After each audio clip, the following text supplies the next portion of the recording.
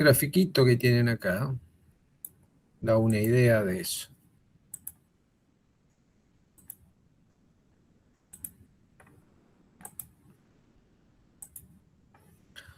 Fíjense, lo que acá se hace, lo que acá está mostrando es lo que se conocen como distintos bloques.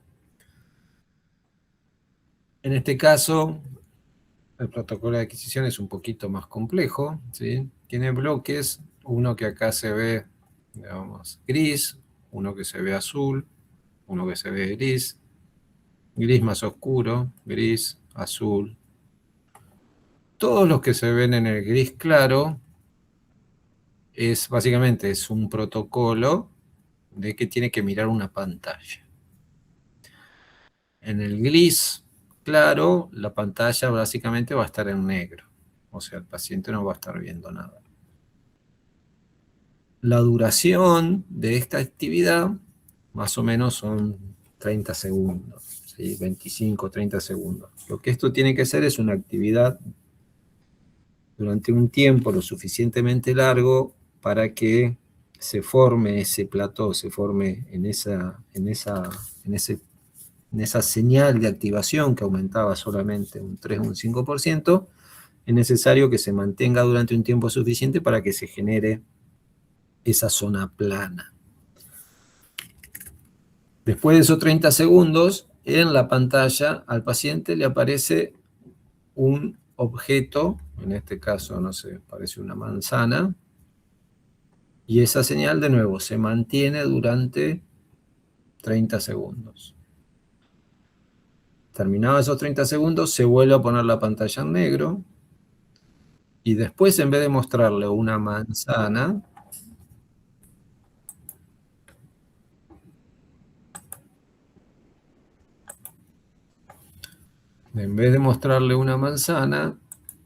se le muestra un objeto que no sé, acá es Campbell, esto es como, no sé, sería como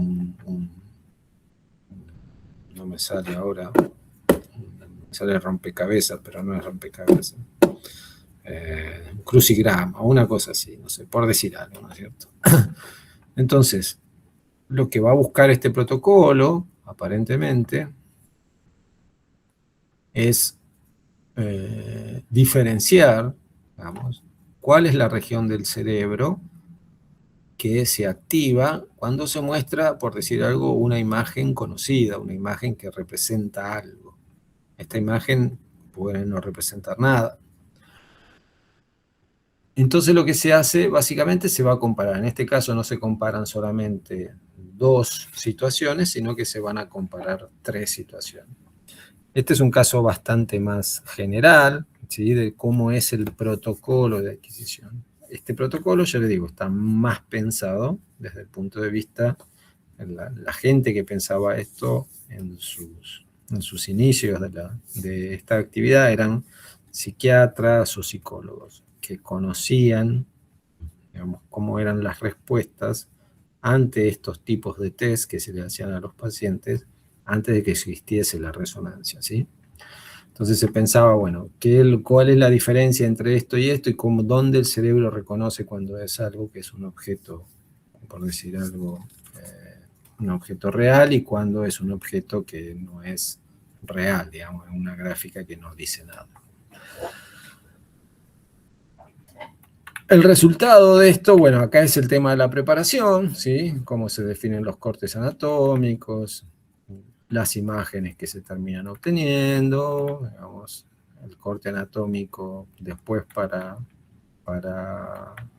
referenciar las imágenes, nada nuevo.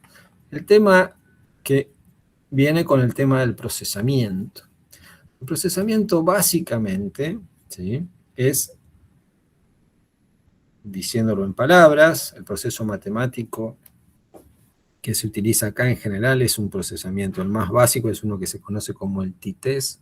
No sé si ustedes lo vieron en estadística, eso. ¿Lo vieron? Me parece que no lo vimos, ¿eh? ¿No? Bueno, Creo. básicamente lo que hace ese test es comparar medias y desviaciones estándar, ¿sí? Agarra como dos grupos o tres grupos y lo que hace es comparar cómo son las medias y las desviaciones estándar para decir si dos grupos de datos son estadísticamente diferentes. Ah, sí, lo vimos. ¿Eh? Sí, ¿Lo vi? algo parecido vimos, sí, sí. Ah, sí, sí. Uy, Está. espera que se me abate la batería, necesito cargar.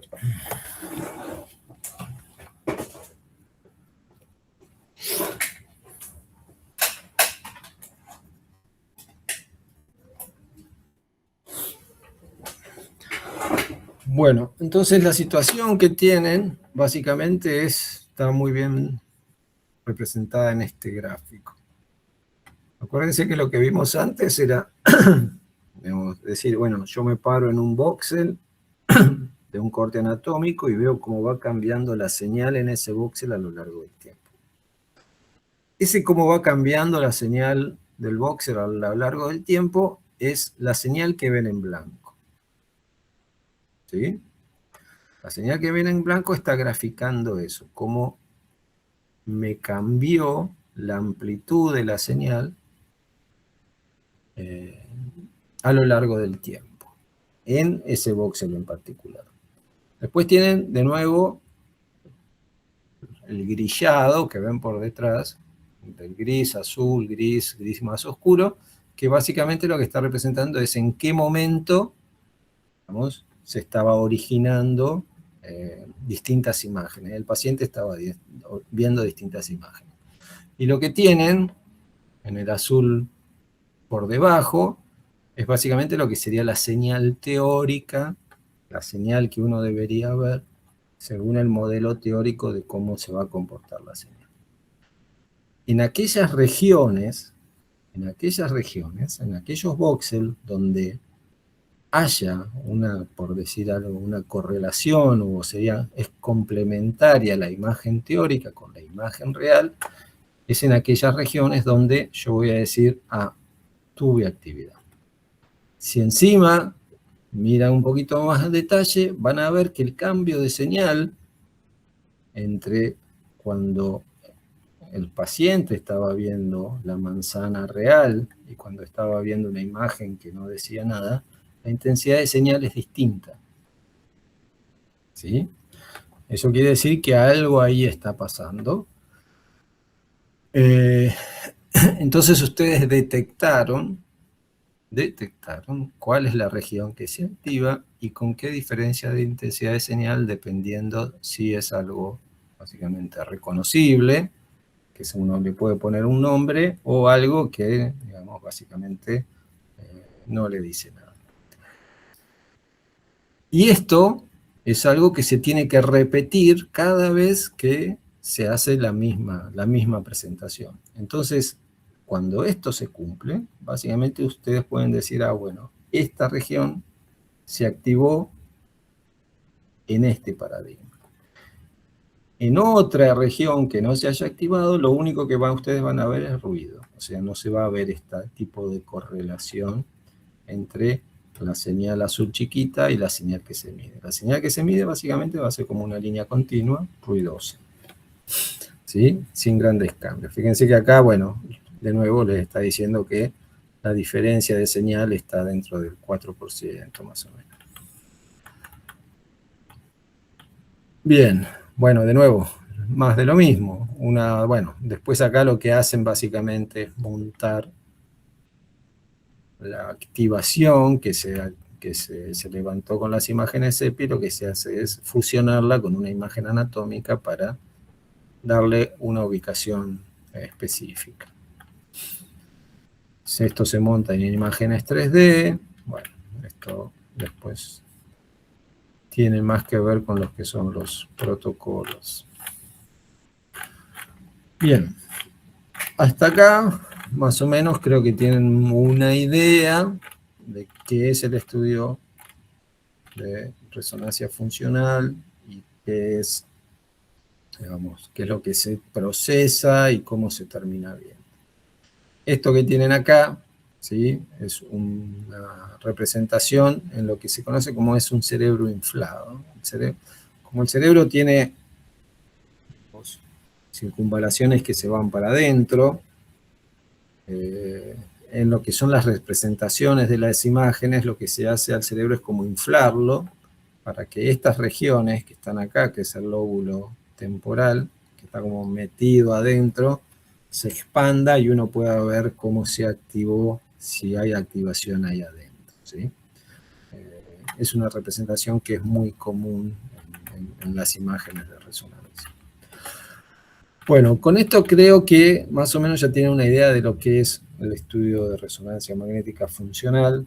Lo que para mí es importante que ustedes entiendan es que, digamos, esta adquisición, la parte más difícil de la adquisición es básicamente todo lo que es complementario a la adquisición. Son todos los accesorios que pueden llegar a ver y necesarios para ejecutar una adquisición, que tiene que ver con el protocolo.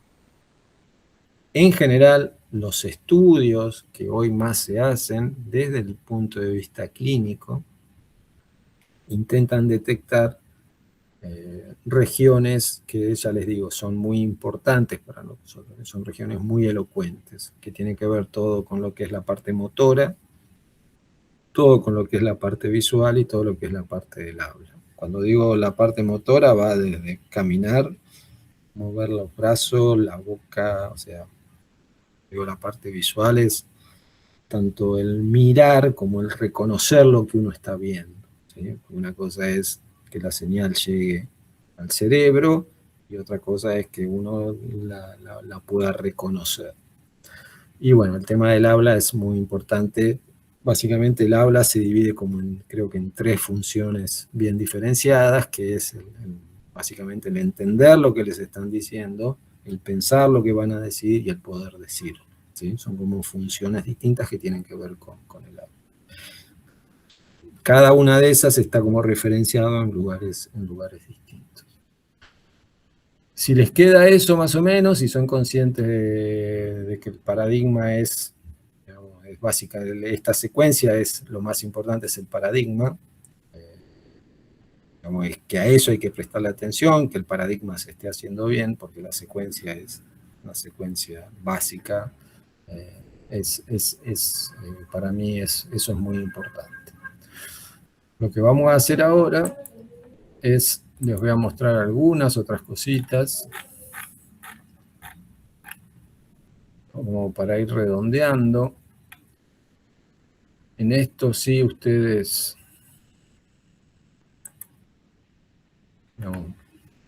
lo pueden ver o estudiar de acá, ¿sí? Porque esto es lo que vimos. Esta es la página que les di, que ustedes lo pueden traducir al castellano y leerla tranquilamente. Fíjense, esto es como un resultado. Esta es una imagen del Philips, ¿sí? Lo que está haciendo acá es montar sobre una imagen anatómica, pues bastante, no sé, parece bastante esplendoroso, en realidad no sirve de mucho, pero fíjense cómo está montando sobre esto que es una imagen anatómica, las regiones de activación en referencia a una lesión que tiene el paciente, que parece que sea un tumor. Fíjense cómo esto parece ser región motoras, el movimiento de las manos, donde se ubica respecto al tumor. Lo que tienen acá es básicamente la representación de esto, de lo que es la hemoglobina. Esto sería la parte de oxiohemoglobina. Ven cómo el oxígeno se pega al hierro. Esto es lo que es diamagnético. Y cuando se libera el oxígeno, queda el hierro solo. Lo que ven acá es básicamente un enlace de un electrón que quedó libre. Y esta es la deoxiemoglobina, que es lo que es paramagnético. Esto es el grafiquito, bueno, de lo que es diamagnético y paramagnético, cómo se deforma, esto es lo que vimos la clase pasada, cómo se deforma el campo magnético en la presencia. Vasculatura, bueno, esto que tienen acá es la curva de respuesta de lo que sería el sistema vascular cuando el estímulo es un estímulo cortito, ¿sí? Cuando un estímulo dura muy poquito, la respuesta hemodinámica que se da en esas neuronas que se activan es esta de acá. El tema es que cuando ustedes lo sostienen en el tiempo muchas veces, ¿sí?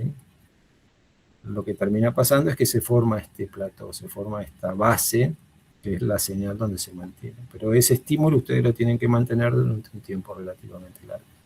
Este tiempo, ¿sí? Más o menos le digo, está entre 20 segundos y 30 segundos. Entonces el protocolo es 30 segundos haciendo algo, 30 segundos en reposo. O como vimos antes, 30 segundos haciendo una cosa, 30 segundos en reposo, 30 segundos haciendo otra cosa, 30 segundos en reposo, volver a lo que se hizo la primera vez. Los protocolos son muy variados, pero la idea es sostenerlo en el tiempo. Estos son distintos protocolos que se hicieron a lo largo del tiempo, ¿sí? El primero que se hizo, por un tema de sencillez y de facilidad de procesamiento, es este que se conoce como block design. Son bloques. Mantener la activación durante un tiempo, 30 segundos, reposo 30, actividad 30, reposo 30. Después salió uno que era más complicado, que buscaba otro tipo de cosas, donde ahora las activaciones eran mucho más cortitas, pero eran mucho más. O sea, no se mantenía la activación durante un tiempo largo, sino que se excitaba con algo, pero duraba muy poquito. Y esas activaciones ahora se distribuían en el tiempo. Esto era lo que se conocía como event-related, buscaba otro tipo de información, pero el tipo de procesamiento era bastante más complejo, ¿sí? Bueno, y después tienen obviamente a alguien se le ocurrió hacer el mixto. El único que hoy se aplica desde el punto de vista clínico es el block design, ¿sí? Que es el más sencillo, el más intuitivo de ejecutar y de procesar. Una muy buena comparación entre cómo es la señal en la región a lo largo del tiempo, en la región cuando no hay actividad, lo único que se mide es ruido, y en la región que sí se activa cuando se produce el protocolo. ¿Ven? Lo que acá ven con las linitas como cortadas es cuando se está produciendo la activación o cuando se está haciendo algo en el cerebro. Fíjense cómo cambia la señal. Esto sería como la representación más básica y real de lo que está pasando en el voxel donde uno está parado. Hay una correlación entre lo que sería el tipo de señal teórica que se vería y el tipo de señal real que se está midiendo. Pum, pum, pum, pum, pum, pum, pum. Bueno, esta es quizás una de las regiones del cerebro que es la más importante, que es la región motora.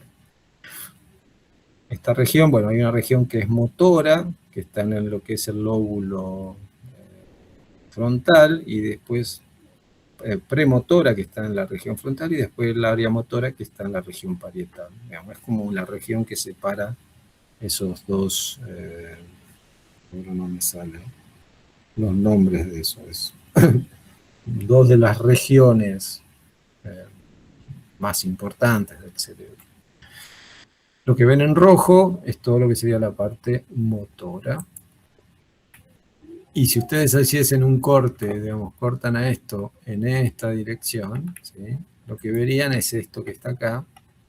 Esto es lo que se conoce como el homúnculo, como alguna manera de decir, bueno, ¿dónde están las neuronas motoras que afectan a las distintas regiones motoras que nosotros tenemos? ¿Sí?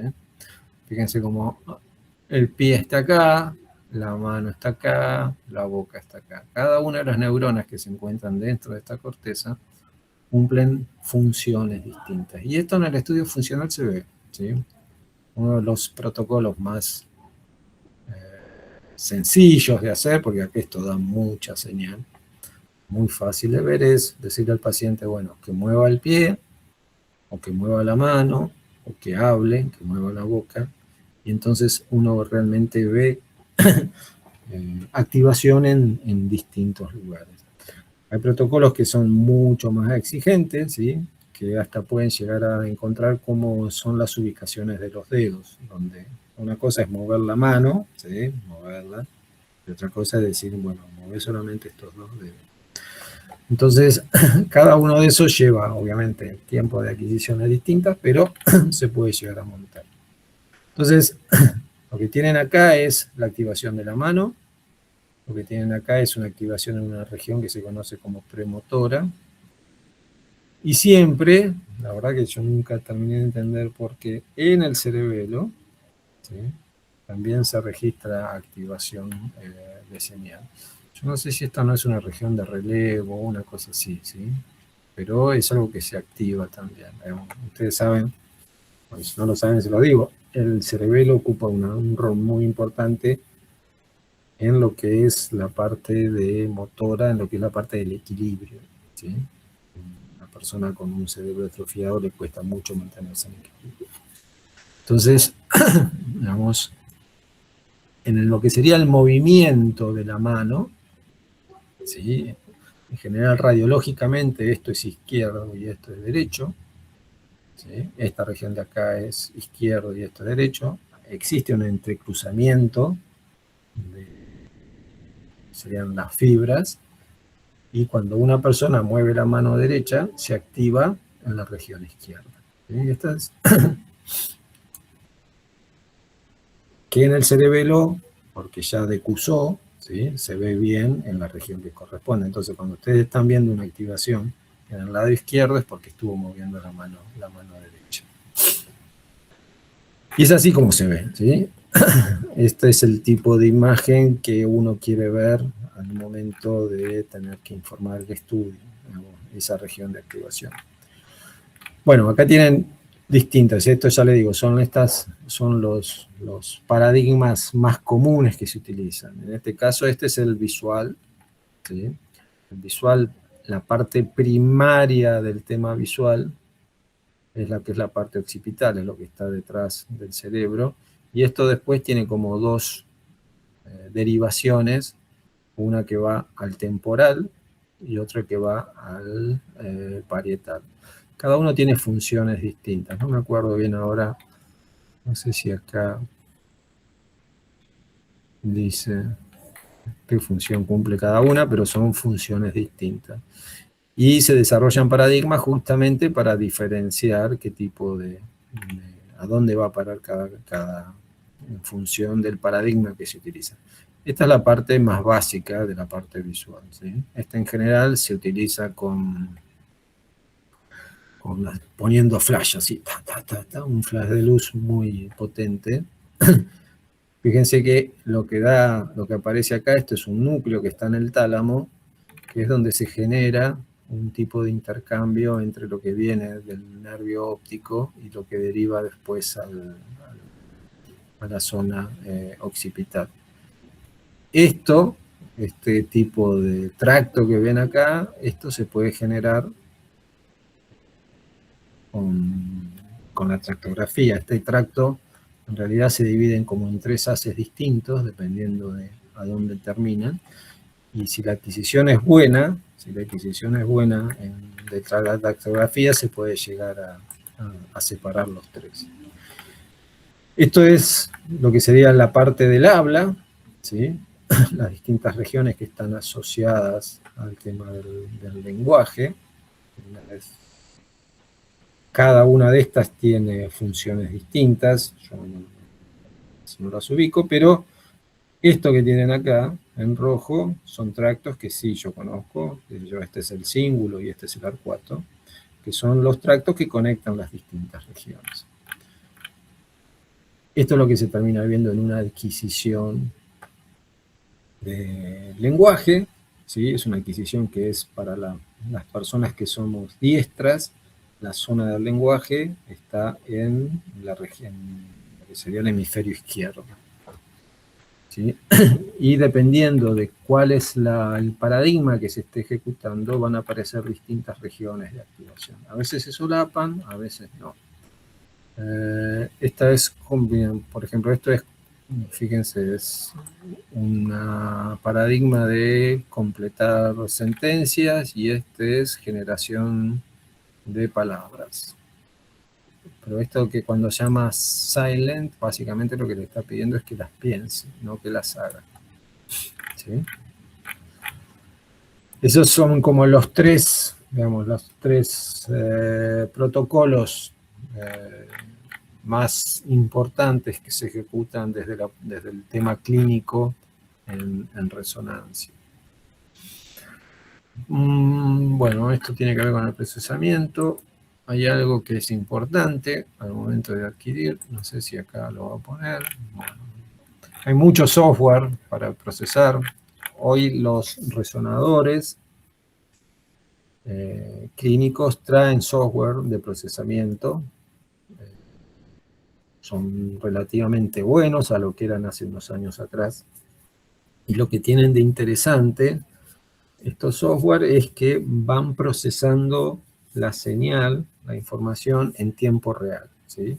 Ustedes van a ir adquiriendo básicamente, no sé, 5.000, 7.000 imágenes, pero en la medida que el estudio se va adquiriendo, ¿sí? Ustedes ya pueden ir viendo en estas imágenes de mala calidad, en las imágenes EPI, cuáles son las regiones que se están activando. En la medida que se van adquiriendo más imágenes, al principio es algo que es bastante borroso, aparece señal por todos lados, pero en la medida que ustedes empiezan a avanzar en el tiempo y se adquieren más imágenes, se empieza a limpiar y empiezan a quedar localizadas las regiones donde se están activando. Entonces eso es muy bueno como para ir viendo si la cosa está bien.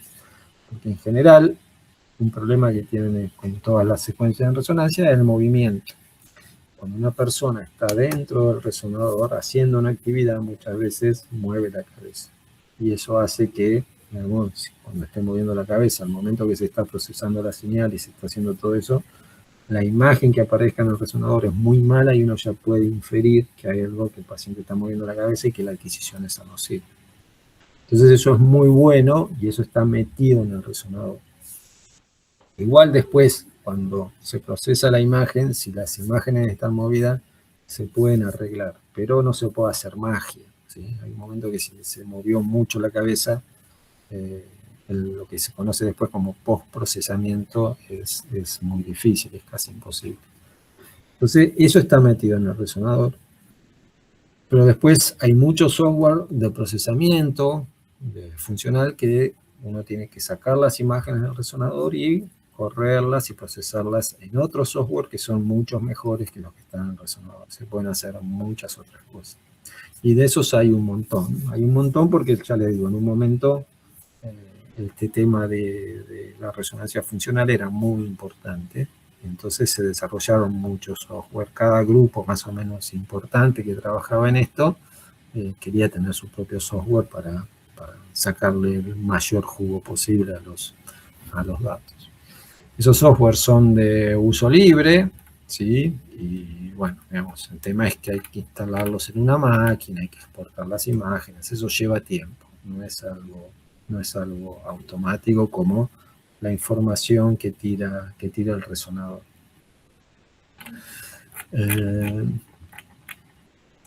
A ver, ¿qué más? Bueno, procesamiento, el problema de distorsión, todo lo que, bueno, muestra acá básicamente son cómo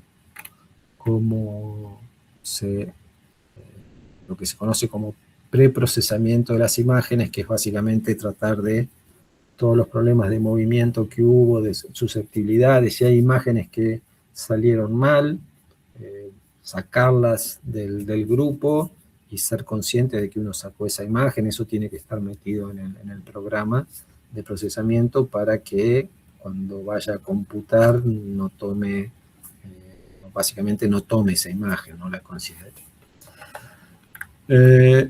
Esto que tienen acá, básicamente es algo que aparece en los resonadores, que es una registración del movimiento del paciente. Los movimientos que registra el resonador al momento que está haciendo la adquisición son si el paciente movió la cabeza para arriba, para abajo, para los costados y si las rotó. Y eso básicamente es la gráfica que está presentando acá. Si el resonador detecta que esas imágenes están muy rotadas, básicamente pone una alerta roja y te avisa directamente que esas secuencias no sirven para el procesamiento, ¿sí? Entonces hay que repetirlo. Y este es un grafiquito de eso, de cómo va cambiando, digamos, el desplazamiento de la imagen a lo largo del tiempo. Esto que ven acá es de rotación y esto que tienen acá es de traslación. Casi todos los resonadores lo tienen eso y es realmente muy útil. Bueno, distintos comportamientos que pueden tener las señales, esto hay que corregirlo. Son cosas que no sé si son importantes. El resultado es este. ¿Sí? Bueno, esto es básicamente es algo más, están promediando varios pacientes. Esto es más para análisis de, digamos, muchos pacientes, para encontrar básicamente cuáles son las regiones que se repiten en muchos pacientes o en muchos normales cuando se hace una actividad. Pero la idea es que una vez que uno tiene esas regiones, en este caso es tomar una imagen anatómica y sobre esto montar el resultado. Entonces uno, de algo que no tiene una buena calidad anatómica, se referencia muy bien sobre el template. Este procesamiento antes era bastante tirado de los pelos, pero ahora ha mejorado muchísimo. También mejoró mucho por la calidad de la imagen, ¿no es cierto? Que son cada vez, salen mejores. Bueno, esto, sí, sin entrar mucho en detalle del procesamiento, no sé si tiene mucho sentido. Lo que sí les quería mostrar es algo.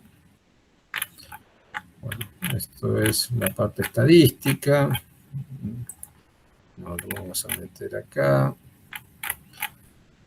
Les quería comentar. Esto, bueno, ahora no es tan común. Los inicios de los estudios funcionales, como, digamos, como todos los inicios, los errores que daban eran espantosos. Digamos, si tenías activación en los ojos o tenías activación en la sustancia blanca, en la sustancia blanca no hay neuronas, entonces ahí no debería haber ningún cambio de señal. Era muy difícil de justificar. O sea, en muchos de los trabajos que se publicaban te dabas cuenta que hacían una trampa enorme, porque obviamente si te aparece señal en la sustancia blanca o en los ojos, evidentemente hay algo que no estás haciendo bien o que la adquisición no salió bien. Entonces, esto es algo que antes pasaba mucho, hoy casi no ocurre, ¿sí? Hoy ya el conocimiento que hay y el análisis que hay es diferencial.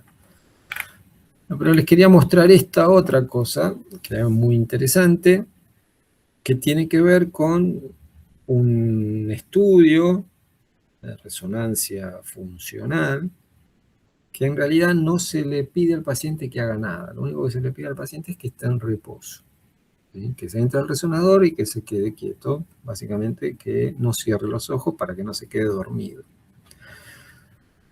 ¿Por qué se hace esto? Digamos, porque cuando se iban haciendo los estudios de resonancia magnética funcional, se empezó a ver, cuando se empezaban a analizar los datos, que aún estando en reposo, hay distintas regiones del cerebro que tienen comportamientos de señal que son muy parecidos.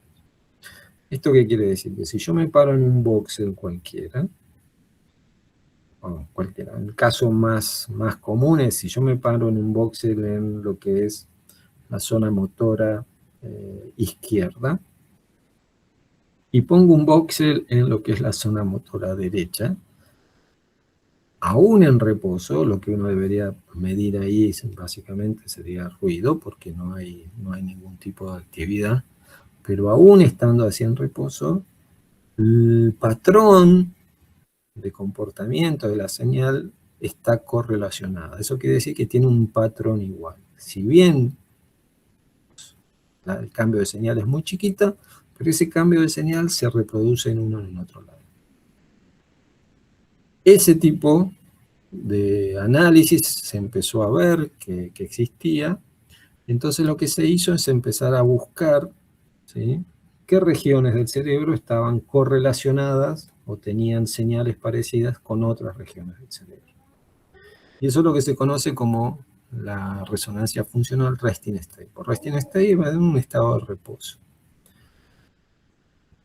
ese tipo de análisis que se hace con la resonancia funcional permitió separar distintos tipos de regiones que están como conectados de alguna manera.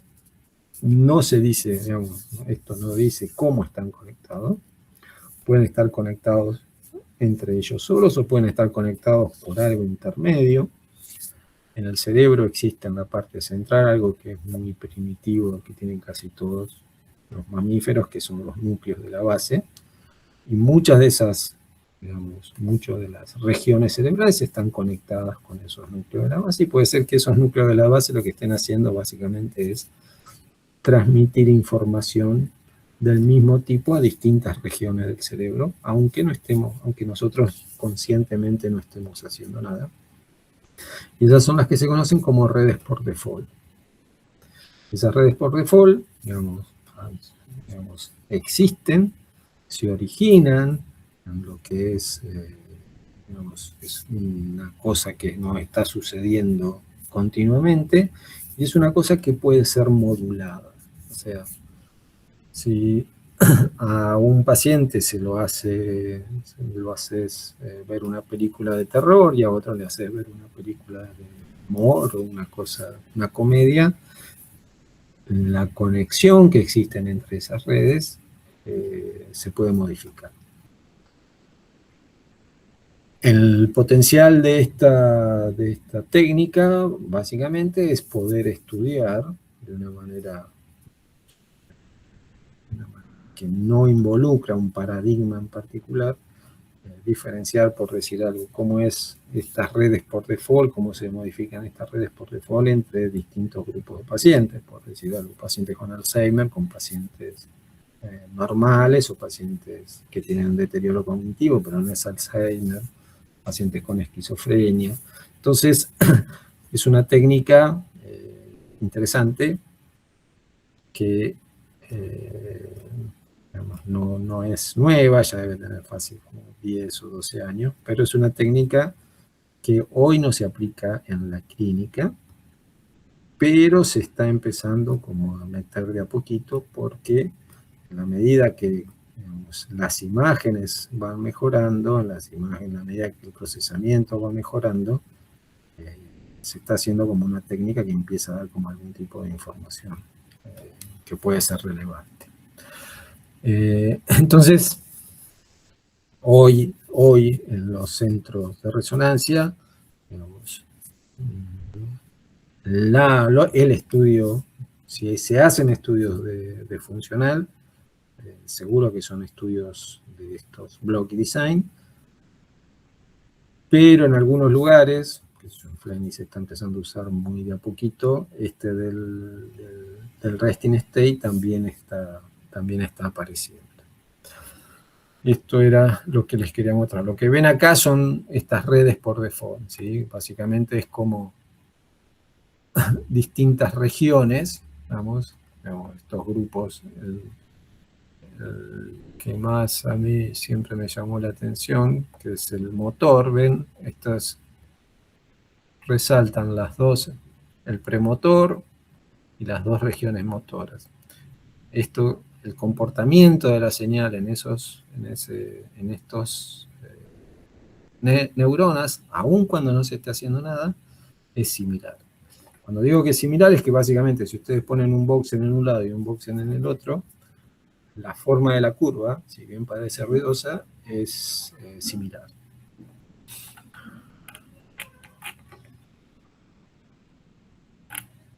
Bueno, el análisis de resting es mucho más complicado. Ahí hay, digamos, básicamente lo que uno quiere es ver ese tipo de correlación. Y bueno, después uno puede empezar a unir las distintas regiones con amplitudes. Hay mucha cosa ahí dando vuelta.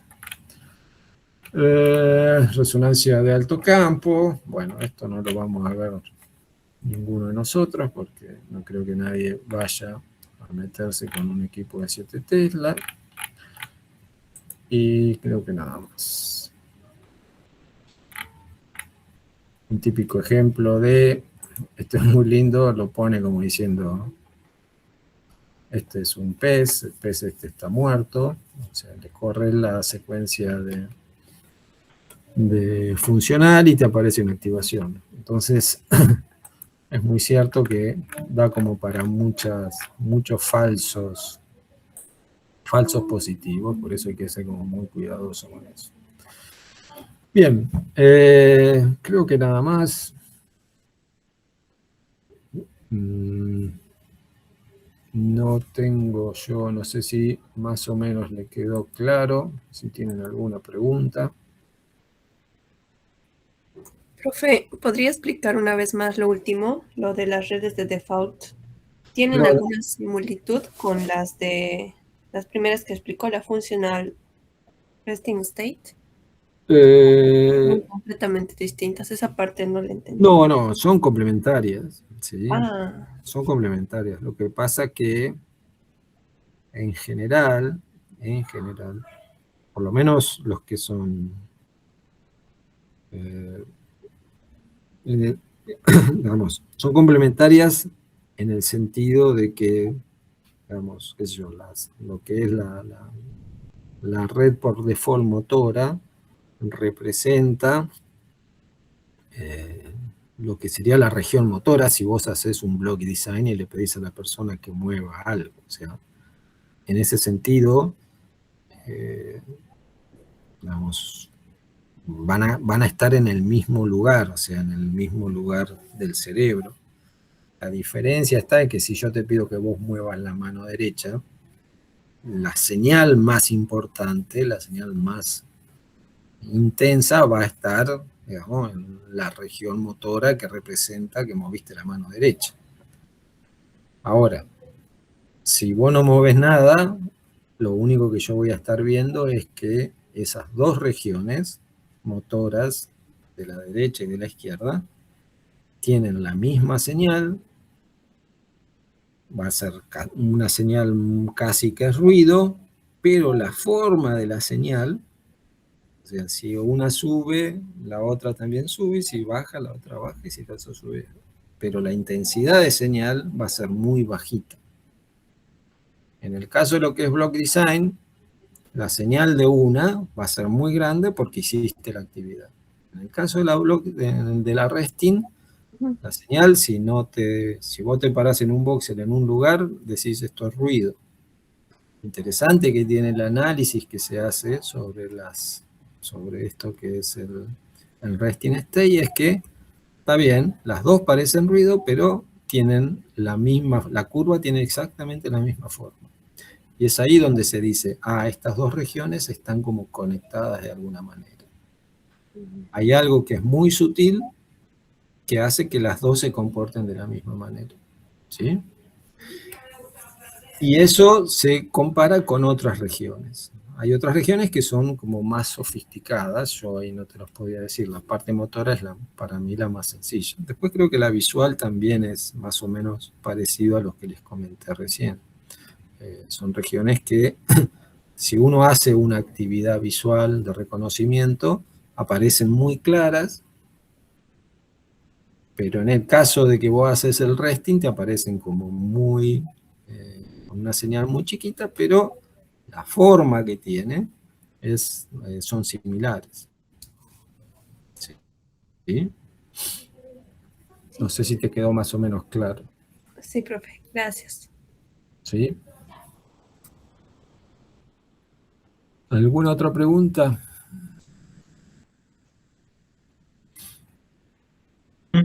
Bueno, sí. ¿Alguien iba a decir algo?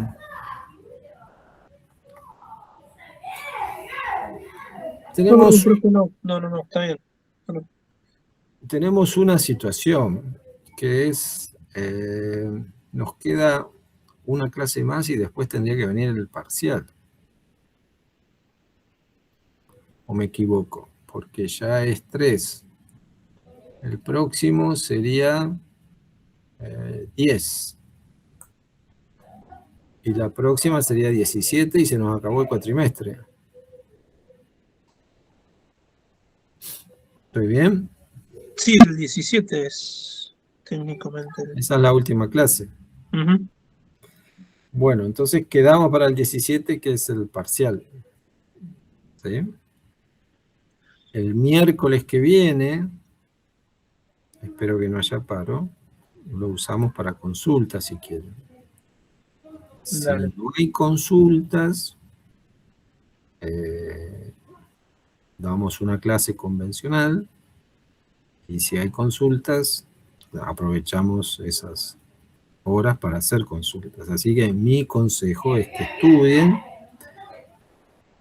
así hacemos consultas y ustedes se sacan todas las dudas para el miércoles que sigue. ¿Sí? Sí, dale, profe, hacemos así. Si no, yo les voy Sí, a dar, perfecto. si no, yo les doy otro tema y ese tema entra por el parcial. Así que métanle, lean, vénganse con preguntas, así no les doy otro tema y no tienen que estudiar más. ¿Qué les parece? Dale, está bien. Es una extorsión, pero bueno, digamos, háganlo. ¿Sí? Sí, profe. Aprovechen para estudiar y Ok. el miércoles que viene hacemos consultas, ¿sí? Vénganse con un papelito con la Perfecto. que anotado. Dale, está bien. Gracias, Bueno, profe. de nada. Hasta luego. Chau, Muchas profe. gracias. Profe. Profe.